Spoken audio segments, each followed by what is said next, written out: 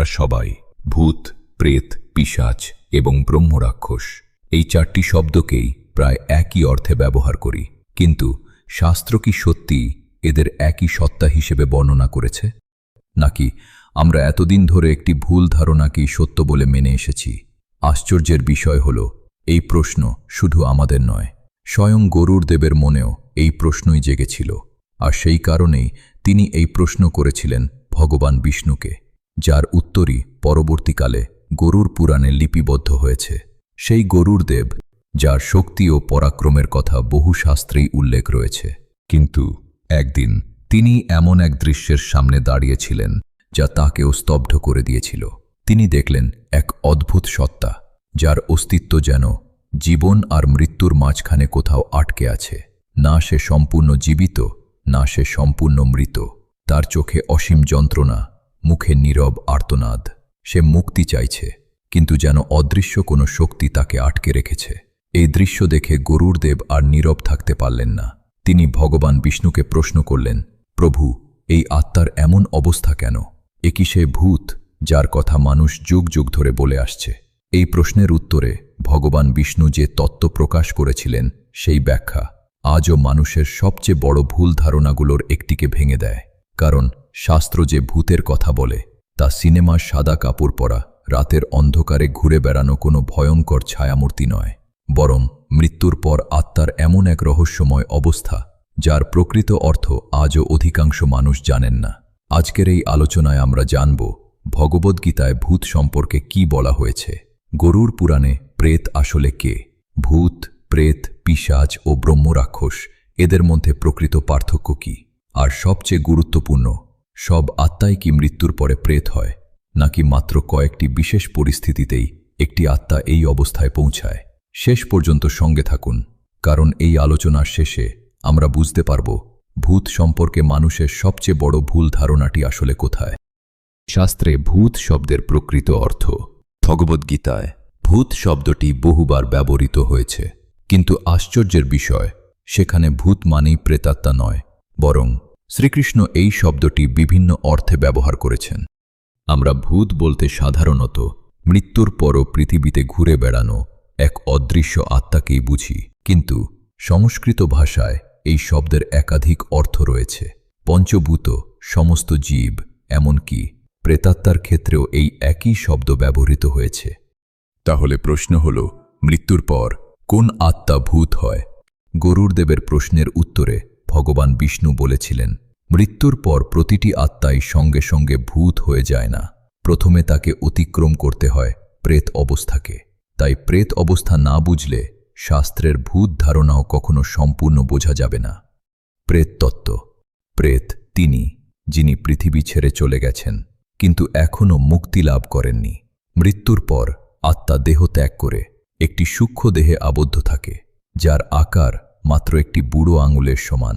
সে নিজের বাড়ি, পরিবারের কান্না, এমনকি নিজের শেষকৃত্যও দেখতে পায়, কিন্তু কারো সঙ্গে কথা বলতে পারে না, কাউকে স্পর্শও করতে পারে না। দশম দিনে শুরু হয় ক্ষুধা ও তৃষ্ণার অসহনীয় যন্ত্রণা। সবকিছু চোখের সামনে থাকে, সবকিছু অনুভব করেও কিছুই গ্রহণ করতে পারে না। এই কারণেই দশম থেকে দ্বাদশ দিন পিণ্ডদান করা হয়।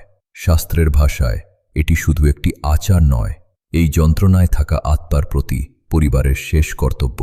ত্রয়োদশ দিনে শুরু হয় যমলোকের পথে আত্মার দীর্ঘযাত্রা। প্রতিদিন 247 যোজন পথ, আর সেই দীর্ঘ পথ অতিক্রম করতে হয় সম্পূর্ণ একা। অর্থাৎ মৃত্যু আর পরবর্তী গন্তব্যের মাঝখানে আত্মার এই অবস্থাকেই গরুর পুরাণে প্রেত বলা হয়েছে। কেন কিছু আত্মা প্রেত অবস্থাতেই আটকে থাকে?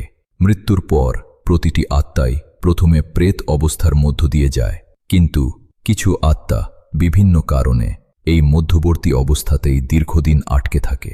যখন এই মধ্যবর্তী অবস্থা অস্বাভাবিকভাবে দীর্ঘ হয়, তখনই তাকে প্রেতযোনি বলা হয়। গরুর পুরাণ বলছে প্রধানত 4টি কারণে একটি আত্মার স্বাভাবিক যাত্রা ব্যাহত হতে পারে। প্রথম কারণ অপমৃত্যু। দুর্ঘটনা, আত্মহত্যা কিংবা অকাল মৃত্যুর মতো পরিস্থিতি অনেক সময় আত্মার স্বাভাবিক যাত্রাকে ব্যাহত করে। দ্বিতীয় কারণ তীব্র আসক্তি বা অসমাপ্ত বাসনা। মৃত্যুর মুহূর্তে মন যদি কোনো ব্যক্তি ইচ্ছা বা অপূর্ণ দায়িত্বে আটকে থাকে, সেই বন্ধন আত্মাকেও আটকে রাখতে পারে। তৃতীয় কারণ, যথাযথ শ্রাদ্ধ ও তর্পণ না হওয়া। শাস্ত্রের মতে এই আচারগুলো আত্মার পরবর্তী যাত্রাকে সুগম করে, তাই এগুলো সম্পন্ন না হলে তার গতি ব্যাহত হতে পারে। চতুর্থ কারণ, সংসারের প্রতি অতিরিক্ত মোহ। ধন, সম্পত্তি, পরিবার কিংবা প্রিয়জনের প্রতি গভীর আসক্তি অনেক সময় আত্মাকে সেই বন্ধন থেকেই মুক্ত হতে দেয় না। অর্থাৎ মৃত্যুই সবকিছুর শেষ নয়। মৃত্যুর পর আত্মার যাত্রা নির্ভর করে তার কর্ম, তার আসক্তি এবং জীবিতদের শেষ কর্তব্য পালনের উপর। ভূত, পিশাচ ও ব্রহ্মরাক্ষস, পার্থক্য কোথায়? এতক্ষণ আমরা শুধু প্রেতের কথাই জানলাম, কিন্তু শাস্ত্রে প্রেতই আত্মার একমাত্র অবস্থা নয়।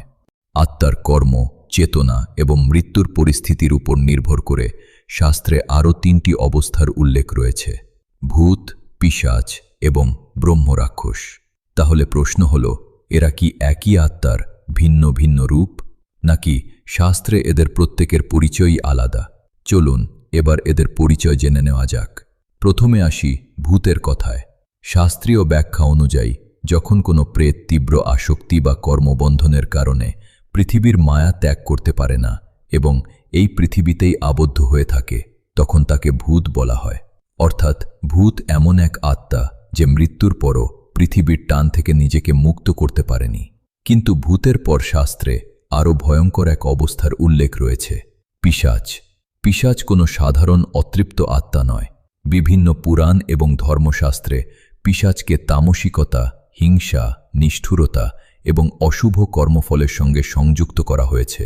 অর্থাৎ এখানে শুধু আসক্তি নয়, আত্মার চেতনাই তামসিকতার অন্ধকারে নিমজ্জিত হয়েছে। আর সবশেষে আসে ব্রহ্মরাক্ষস। নাম শুনলেই মনে হয় এটিও আর 5টা আত্মার মতোই, কিন্তু শাস্ত্র বলছে তা নয়। ব্রহ্মরাক্ষস সাধারণ মানুষের পরিণতি নয়। বিভিন্ন পুরাণে উল্লেখ রয়েছে যিনি বেদ, শাস্ত্র অথবা আধ্যাত্মিক জ্ঞান লাভ করেও অহংকার, অধর্ম করেছেন বা সেই জ্ঞানকে অন্যায় কাজে ব্যবহার করেছেন, তার এমন পরিণতির উল্লেখ পাওয়া যায়। এখন নিশ্চয়ই বুঝতে পারছেন, মৃত্যু সব আত্মাকে একই পরিণতির দিকে নিয়ে যায় না। শাস্ত্র বলছে জীবনে যেমন কর্ম, তেমনি মৃত্যুর পরও তারই ফল ভোগ করতে হয়। আর সেই কারণেই প্রেত, ভূত, পিশাচ এবং ব্রহ্মরাক্ষস একই নয়। এগুলো আত্মার ভিন্ন ভিন্ন কর্মফল এবং ভিন্ন ভিন্ন অবস্থার পরিচয়। কিন্তু এই আলোচনার পরেও একটি প্রশ্ন থেকে যায়, যদি কোনো আত্মা প্রেত হয়ে আটকে যায়, তবে কি তার মুক্তি সম্ভব?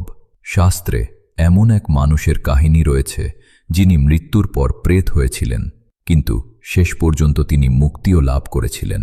কিভাবে সম্ভব হয়েছিল সেই মুক্তি, জানব পরবর্তী পর্বে।